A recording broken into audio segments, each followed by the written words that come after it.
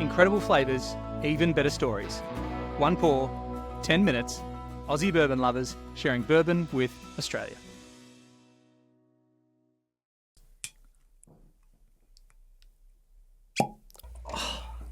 So, What are we having, H? we're having a Michter's 10-year-old. Bourbon. And we've got special guests again. We do. Right. To have this bourbon with, we have got some amazing guests with us today. We've got Andrea and Dan, all the way from Kentucky. From Michter's. Hi, everybody. Hi, Hey, everybody. Thanks for joining us. And this is the 2024 10-year-old. Cheers. Oh, cheers. Yes, cheers. It's breakfast Oh, here in Kentucky. You're having breakfast. We're having a nightcap. It's so good to be drinking bourbon with you over the magic of the internet. Tell us about this release of the 10-year-old bourbon. This is so exciting to be sharing this with you. So again, this one is, as you mentioned, our 2024 release of our 10-year-old single barrel Kentucky straight bourbon. It is a single barrel release, again, keeping up with our bourbons, that corn, that rye, that malted barley, but now it's been aged in a barrel for at least 10 years. But we aged to a taste profile, so it's never just 10 years in one day. It's always much older. So now it's going to get a lot of that influence from the barrel. But one thing we're very proud of, it's not an overly oaked bourbon. We feel it's just the right amount. And again, it's going to, love to hear what you're going to say about a lot of those nice chocolate or toffee notes are going to come with it, along with some of those nice classic bourbon profiles that you would expect.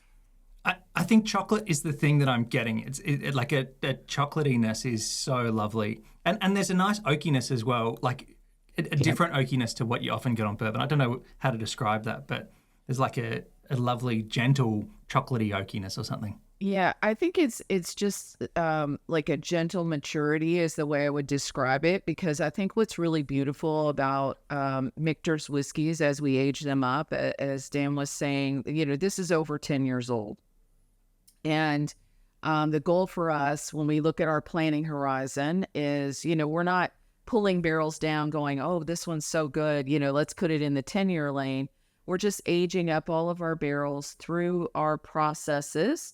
And we want everything to kind of experience maturation in the same way so we can get consistent, repeatable outcomes. And when we're ready to do a 10-year release, we look and see what options we have. And it can be anywhere from, 10 years and a day, because the minimum age has to be 10 years. But there's nothing in the law that says you can't overage it. So we've had everything from 14, 15, 16. I think the oldest we've had in a 10-year bourbon bottle is 18 years old. So we are focused on what is the quality and the memorable nature of the drinking experience that someone's going to have, and how is it going to stand up through that drinking experience. So when we're tasting whiskeys, we're not just tasting them once and going, oh, it's fabulous, let's release it. We're going to spend time with that whiskey. Like, our expectation is somebody who purchases a bottle or a pour of 10-year bourbon, they're going to want to sit with it for a while. So how is this whiskey going to change in the glass over, 30 minutes, 45 minutes, or even an hour that you would expect somebody to enjoy their pour? So all aspects of what we're assessing when we're looking at these whiskeys. But, for us, I think what's really interesting is you also get like this mid-palate fruit and interesting complexity. It's got a nice, really long finish to it. But again, it's not overly oaky. You don't experience a lot of that tannin. Tannin's great for wine, for structure. And I know Australians know a lot about their wine too. But in whiskey, tannin's not so great because it can be very astringent. It can be bitter. It can, attract a lot of that green wood characteristic that, isn't necessarily desirable for a Michter's product. So a lot of what we go through in the maturing side of the business with the natural seasoning and air drying of the wood for at least 18 months, the toasting before charring of the wood, the low entry strength of 51.5 ABV, which I know we talked about on another episode, but it's really key to creating a smooth, rich drinking experience. And then we don't have to add as much water after the aging process to get to bottling strength. And one of the signatures of Michter's is, even though, this is a lower entry strength, the reality is it has a tremendous amount of flavor and complexity. So a lot of people think that you have to have higher strength or higher ABV to get flavor. But, and that's certainly true, the strength can underpin flavor, but you don't have to have high strength to get beautiful flavor. And I think that's what's so luxurious about this whiskey, is it's not high strength, but it's so rich and so decadent, and it just is really, really, even the nose on it is it draws you in, like it attracts you to I'm getting really dark desire chocolatey to drink it. flavor. And to give you an idea of how important this is, I mean, just going back a couple of years to 2022, Andrea and I were going through our stocks for that year's release, and the stocks that we were going to use, which were beautiful, we actually kept coming back to the part, boy, we wish a couple markers in the whiskey were elevated a little more, like mouthfeel and aromatics. And so when it came time to actually bring forth the whiskey for tasting with our small tasting panel and ownership, we actually approached them and recommended that we hold the release for one more year so it can get that additional year of aging to increase those markers. And I still remember, again, Joe, our president, going, but this is really good whiskey. And we were like, yes, we agree with you. And by the way, at that time, it was already well over 10 years, several years over 10 years. And but ultimately, they decided to go with our recommendation, which, again, that just shows you the support that we have, that they were going to forgo a very successful release for our company just to add a little more quality to it. And, and again, that's what makes us proud to be here at Michter's. And I think, yeah. I was going to ask then as well about, because heat cycling is another piece of what you kind of do, right? So 10 years is one piece of it, and you go beyond 10 years. But if you're heat cycling, then that's going to, we're talking about dog years versus human years, aren't we? Is that how that works? Yeah, I really appreciate you bringing that up, because it's something that, again, it's a very expensive aspect of what we do here. So in Kentucky, aging whiskey is very popular because we experience very dramatic seasonal changes here. And what happens is when the whiskey gets hot, then it's a volatile substance. So it gets a lot of pressure builds in the barrel, and it pushes the whiskey into the capillaries of the wood. Great. That's what we want. We want it to interact with the wood. When it cools down during the winter months, then it's flowing back towards the center of the cask. And it's pulling color and flavor and, just all this great, interesting extractives from the wood, which is wonderful. But during the winter, it's actually kind of cold and dry here. Versus summers, we have hot, humid summers. We have a little bit drier seasons throughout the year. But specifically during the winter, it's cold and dry. And as a result of that, the barrel and the whiskey aren't really interacting very much. So what we try to do is increase the interaction between the whiskey and the wood during the winter months. And to do that, we heat up our warehouses, and then we allow them to naturally cool down.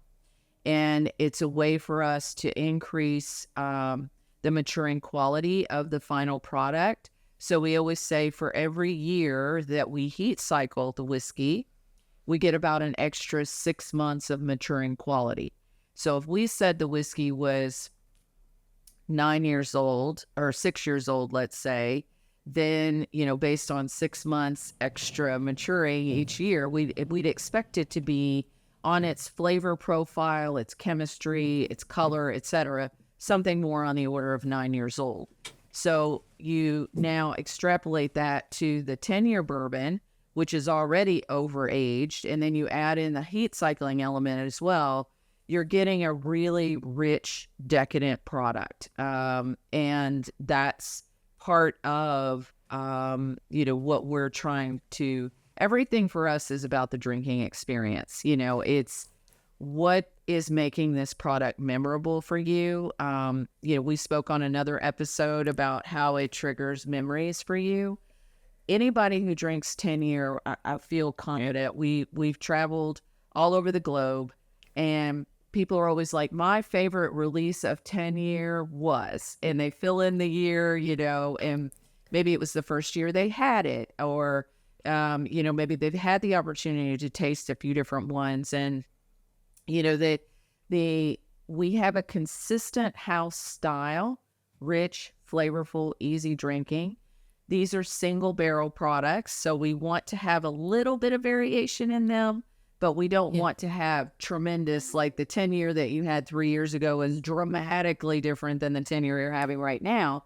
We want you to have those experiences of what a single barrel can offer you, but we want it to sit within what people recognize as Michter's 10-year bourbon. So the other thing that we do that I think is very interesting is that we also custom chill filter all of our whiskeys, regardless of the age. Every product gets a customized chill filtration protocol designed for it, which is all about really accentuating every whiskey's best characteristics. And the reason why I say that is because a lot of times people view chill filtration as a bad thing because they view it as it can impact color, flavor, texture, aroma, just the whole thing. So why would you even bother doing that? It's like, well, we start with an American whiskey barrel. It's first use. It's never been used before. It's fresh. It's been, naturally seasoned and air dried for at least 18 months. It's been toasted and charred, very rich and flavorful barrel. Whereas, other products of the world, they may reuse our bourbon barrels, frankly, many times over. So it's always like the tea bag analogy. The tea bag, you use it for the first time, you get a really rich product, cup of tea. Tea bag used the fifth time isn't as rich as the first time. It's just a reality. But there are, in terms of the chemistry of whiskey, there are some compounds that are very long chain molecular compounds, and there are some that are very short chain, but they all provide flavor.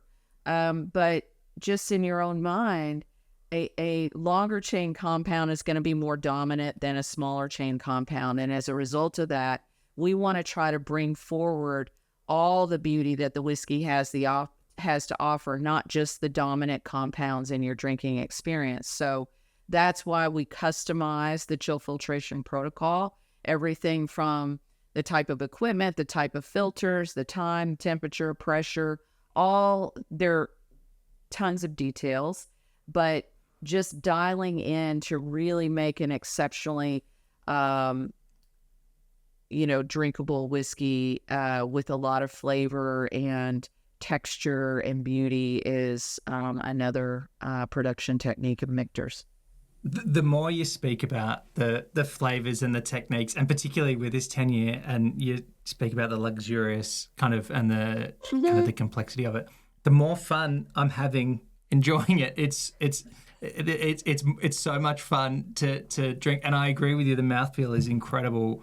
The flavors are so good. And the things that we should be doing, I know some people talk about giving it time to sit just in the glass before you even have it. Should it have some air? What's a good tip when you've got an older bourbon? What's some good tips for us Aussies who might not have as much time under tension drinking old bourbon as some of some more seasoned Kentucky residents might have? Well, this is kind of one of those loaded questions where everyone's going to have an opinion. I think we're very similar for most things, but as a distiller, I would say, I do traditionally drink my whiskeys neat, right? It would be very rare that you'd ever see me put a drop of water or a rock or something. But those are totally fine and great ways to enjoy a whiskey. And I think it has to be your preference. If you're the person purchasing it, please drink it the way that you enjoy it. And if that is by the drop of water, the rock, or in a cocktail. Now, I'll just say as the distiller, I will always ask you if it's your first time trying it, please try it neat so that way you at least understand the base of it and then go from there and really enjoy it. But, different glasses also give you different experiences. A Glencairn versus a rocks glass is going to give you just aromatically a different experience. So that's always fun to play around with. As you can, I don't know if the video adds 10 pounds or many kilograms, I guess, but I love to have the whiskey with food and do food pairings and things like that. So it really does offer, I know she's laughing at me, but it really, there's so many things that you can do. And, even with Michters in our lineup, whether it is our small batch bourbon, those nice caramels and vanillas, you mentioned rye earlier, it's a Kentucky style rye. So as the rye content's closer to the 51%, there's the additional corn and malted barley we add really provides a nice balance of sweetness and spice. And we have our unblended American whiskey, which is a very sweet dessert-like whiskey. So there's really something for everybody. And then how you choose to enjoy it along that experience, trying it neat, and then, progress from there. And then also, like I said, there's a lot of fun things that you can do, whether it's with the food pairings, candy pairings, and so forth. And sorry, that might have been a little more than you had asked there. No, that was great. There was a lot in that. Oh, really? Lots of great information. I've had to ask if I can be back onto the show. It's good to have you back, Dan. More serious going. She is always making jokes. I'm the one trying to be serious. This is real serious stuff that we're doing here. It's like I said, it's like I said, whiskey. We're not solving the world's problems, but it really does bring people together. The laughter, all of this, it creates beautiful moments, and I'm glad to be a part of that. I think it's really interesting, a lot of the things that Dan brought up about the drinking experience, even coming back to when we're tasting whiskeys for release, so much of, even if you just think about food and drinking and, the whole experience, it's about what are you smelling? You think about when someone sets a plate of food in front of you and you're like, oh my gosh, it smells so good.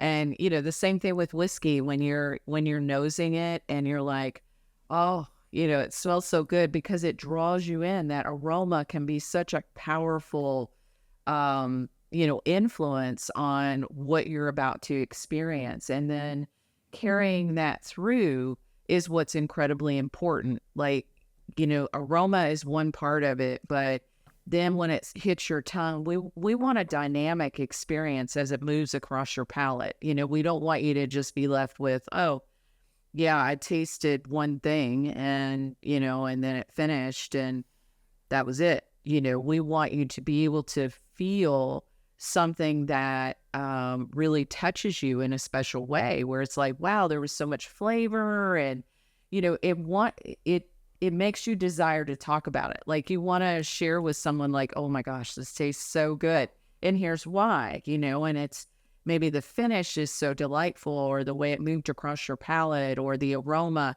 and all of that together creates your drinking experience. And so I always just tell people, however you want to drink your whiskey is absolutely fine.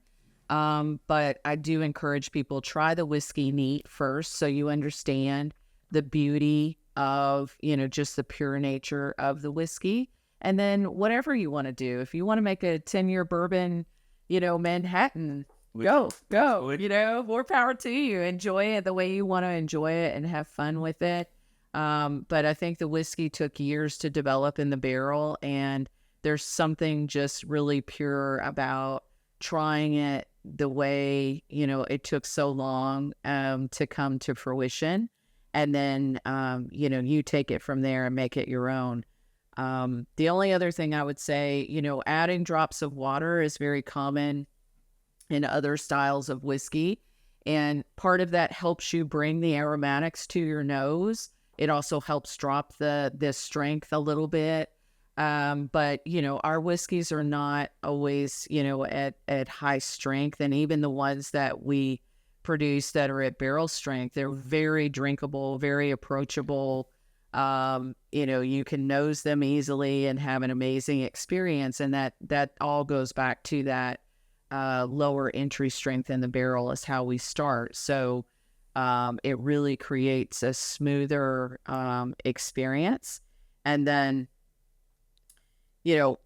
I tell people when you get up with a lot of age in whiskey, you do need to be careful adding drops of water because the water can actually break the bonds in the spirit. And when that happens, you can't recover it at that point. So that's, again, the reason why taste it neat, and then you adjust it how you want, but just be careful because adding water can ultimately break the spirit and it will change dramatically. But And just one thing to add to that, I mean, just think of the last 10 minutes that our 10-year bourbons continue to open up.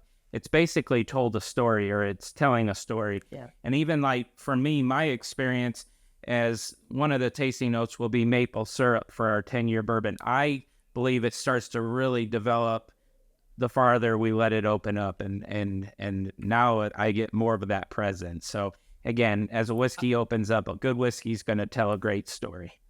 I was going to say maple syrup.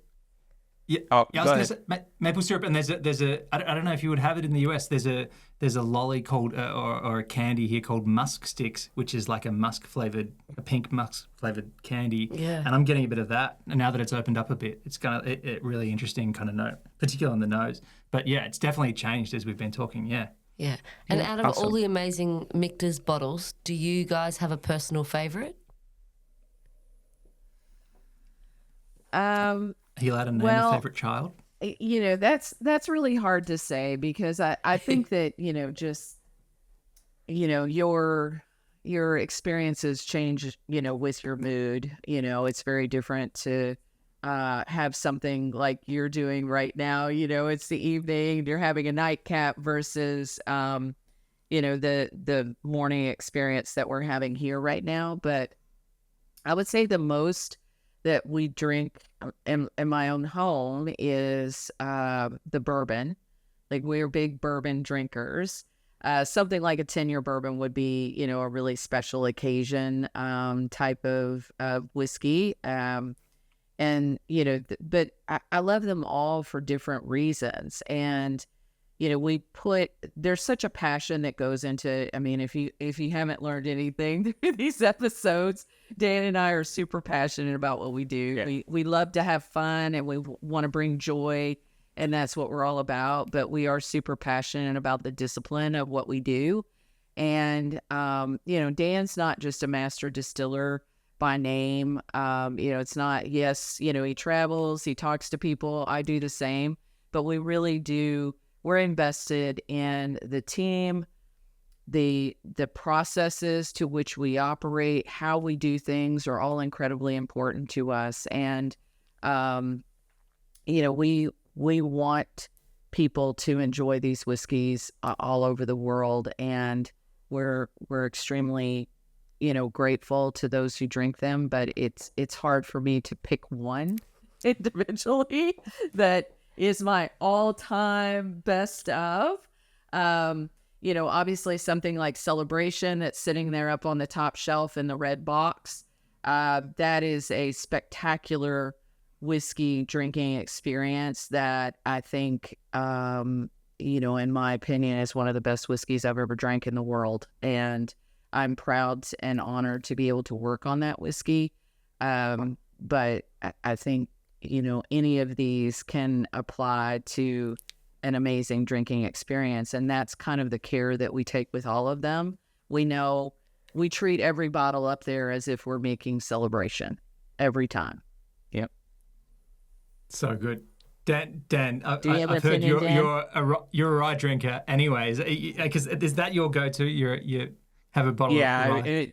I do agree with Andrea because of we're fortunate to have quite a few SKUs there.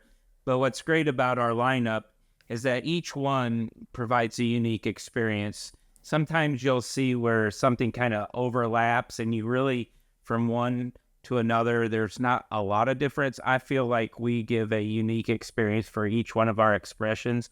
Yes, if you would say, oh, hey, the daily whiskey, I do really enjoy a rye whiskey, and especially our Kentucky style, because it allows it to be, again, that Kentucky style is very approachable, but still lets those very, very nice, whether, floral, honeys, citrus, spice characteristics come through. So I love that too. Of course, as we're going, different releases like the 10-year releases, we also have what we call a legacy series, Shanks and Baumburgers, which pay homage to that early Pennsylvania history in the 17 and 1800s.